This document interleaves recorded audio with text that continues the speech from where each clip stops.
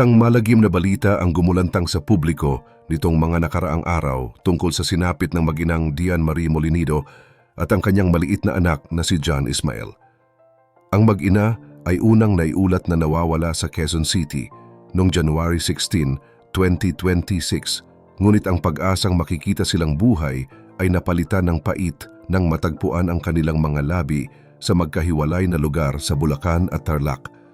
Ayon sa pahayag ni Secretary John Vic Remula, maituturing na nalinawan na ang kaso dahil natukoy na ang mga taong responsable sa krimeng ito. Ang mas masakit pa sa katotohanan ito ay ang mismong mga inaanak sa kasal ni Dian na sina Pia Katrina Panganiban at Christian Suarez Panganiban ang lumalabas na mastermind sa likod ng pagpaslang.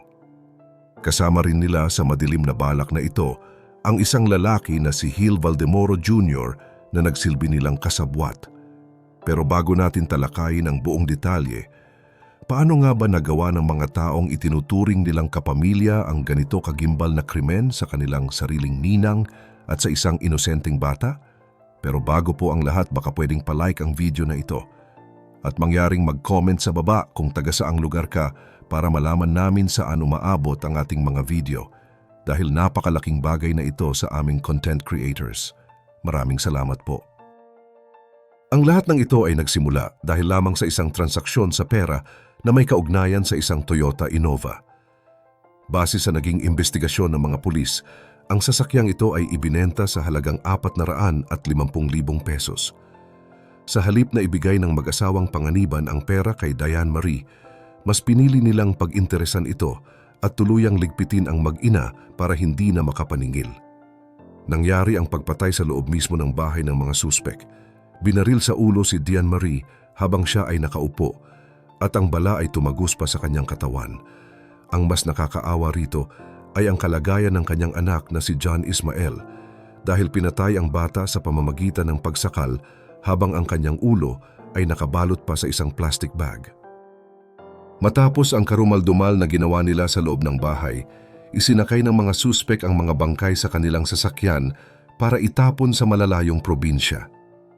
Pero ang talagang hindi mapapatawad ng marami ay ang katotohanan na kasama ng mga suspek ang kanilang 3 sariling anak sa loob ng kotse habang andun ang mga patay na katawan nina Dian Marie at John Ismael.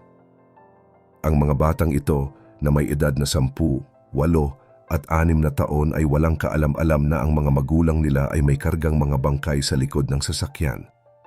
Pagkatapos nilang itambak ang mag-ina sa Tarlac at Bulacan, nagawa pa nilang mag-check-in sa isang motel sa Fairview para magpahinga. Kinabukasan parang wala lang nangyari dahil dumiretso pa sila sa isang resort sa Pansol, Laguna para mag-overnight bago sila tuluyang umuwi sa kanilang bahay. Bagamat hawak na ng mga pulis ang mga suspek, may isang aspeto pa ng kaso na tinitignan ng mga otoridad at ito ay ang posibleng kaugnayan ng asawa ni Dian na si John Molinido. May mga bagay kasi na napansin ang mga pulis na tila hindi normal ang kilos ni John pagkatapos ng krimen. Una na rito ang pagpuna nila na wala raw itong ipinapakitang emosyon o lungkot kahit na nawalan siya ng asawa at anak. Pangalawa, agad niyang ipinakremate ang mga bangkay, pati ang mga damit nito sa halip na hintayin ang resulta ng autopsy na mahalaga sana sa investigasyon. Bukod dito, nagsampa rin si John ng kasong carnapping laban sa mga Panganiban dahil sa kanya raw nakapangalan ang sasakyang pinag-ugatan ng gulo. Sa puntong ito, mas lalong nagiging malinaw kung gaano kadilim ang takbo ng isip ng mga suspek na sina Pia at Christian Panganiban. Marami ang nagtatanong kung bakit kailangang madamay pati ang bata sa ganitong uri ng karahasan. Ayon sa mga otoridad, hindi naman talaga kasama sa usapan ang anak ni Dian Marie na si John Ismael. Nagkataon lang na isinama siya ng kanyang ina nang pumunta sila sa bahay ng mga Panganiban para sana kunin ang pera mula sa benta ng sasakyan. Pero dahil tila nakaplano na ang pagpaslang kay Dian Marie, hindi na rin pinaligtas ng mag-asawa ang bata para siguro walang maiwang saksi sa kanilang ginawa. Dito mo makikita na wala silang pinipiling biktima basta makuha lang ang kanilang gusto. Ang pumatay mismo kay Dian Marie ay si Christian Panganiban, ang asawa ng ahente na dating pulis na natanggal sa serbisyo noong 2014. Siya ang humawak ng baril at tumapos sa buhay ng kanyang sariling ninang sa kasal. Habang ginagawa ang krimen, naroon din ang kanilang kasabwat na si Gil Valdemoro Jr. na tumulong naman sa pag-asikaso ng mga bangkay. Ang mas masakit na detalye rito ay kung paano pinatay ang bata. Hindi siya binaril gaya ng kanyang ina, kundi binalot ang kanyang ulo ng plastic bag habang buhay pa siya hanggang sa malagutan ng hininga dahil sa pananakal. Isang napakasakit na paraan ng pagkamatay para sa isang paslit na wala namang kinalaman sa kanilang alitan sa pera. Sa gitna ng investigasyon, pilit na itinatanggi ni Pia ang kanyang kasalanan at itinuturo pa ang asawa ni Diane Marie na si John Molenido bilang utak ng lahat. Dahil sa seryosong akusasyon na ito, nasa ilalim ngayon ng pagbabantay ng pulisya ang asawa ng biktima para masuri kung may katotohanan ang mga sinasabi ni Pia. Gayunpaman, ang mas malakas na ebidensya ay nakaturo pa rin sa mag-asawang Panganiban bilang mga direktang gumawa ng krimen. Sinasabing may mga seryosong criminal tendencies ang mag-asawa dahil sa kawalan nila ng konsensya, lalo na't nagawa nilang isama ang kanilang sariling mga anak sa pagtatapon ng mga bangkay. Habang nagaganap ang krimen sa loob ng kanilang bahay, nandoon din ang tatlong anak ni Pia at Christian. Bagamat nasa kabilang kwarto ang mga bata at hindi nakita ang aktwal na pagpatay, naniniwala ang mga pulis na narinig nila ang putok ng baril at ang kaguluhan dahil maliit lamang ang bahay. Pagkatapos ng patayan, binalot ang mga katawan at isinakay sa likod ng kanilang sasakyan.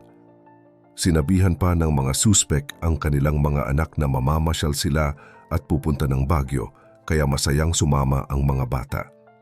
Ang hindi alam ng mga bata, ang katabi na pa nila sa loob ng kotse ay mga malamig na bangkay na pala.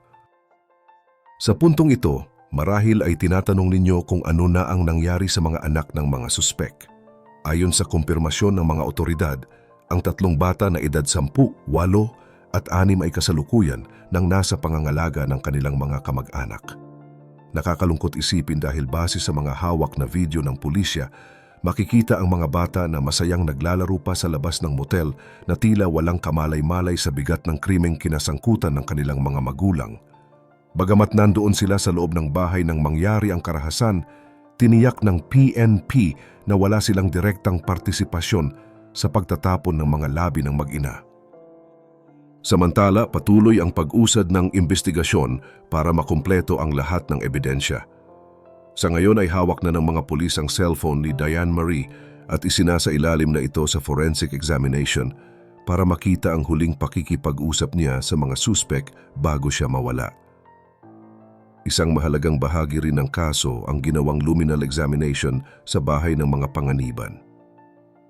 Kahit na sinubukang linisin ang pinangyarihan ng krimen, nakakita pa rin ang mga eksperto ng DNA ng mag-ina sa loob ng sasakyang ginamit sa pagtatapon ng mga bangkay. Ang sasakyang Toyota Innova na naging mitya ng buhay ni Dian ay na-recover na rin sa Baguio, habang ang sasakyang ginamit sa pagtakas ay natagpuan namang nakatago sa Pampanga.